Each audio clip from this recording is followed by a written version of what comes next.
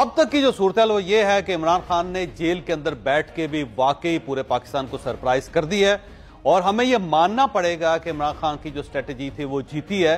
रात को जब रिजल्ट्स आने शुरू हुए तो शुरू में यूं महसूस हो रहा था कि इमरान खान साहब की पार्टी जो उनके उम्मीदवार हैं वो वाकई सारी पार्टीज को निगल जाएंगे और बल्कि ये खबर भी चल रही थी कि मियां नवाज शरीफ साहब ने विक्ट्री स्पीच देनी थी, वो अपने दफ्तर में बैठे हुए थे। लेकिन जब रिजल्ट्स आने शुरू हुए तो उसके बाद शरीफ फैमिली सारी एक एक करके घर चली गई। जो कल रात पोजीशन थी उसमें पाकिस्तान पीपल्स पार्टी परेशान हो गई थी, पाकिस्तान मुस्लिम लीग नून बुरी तरह परेशान थे, मौलाना फजलुर रहमान साहब जो है उनकी तरफ से परेशानी थी, एमकेएम जो है वो भी बहुत ज्यादा सरप्राइज होगी कि हमारे साथ हो क्या रहा है।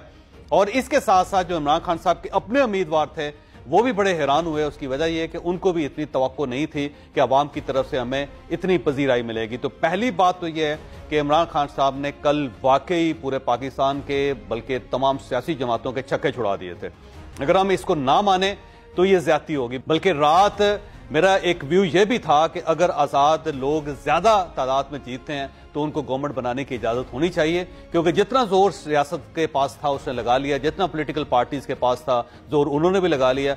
और जितने तजियाकार उसमें इंक्लूडिंग मैं आपके सामने तस्लीम करता हूं कि मैंने खुद भी ये सोचा था कि इमरान खान साहब इतनी ज्यादा सीट्स नहीं हासिल कर सकेंगे।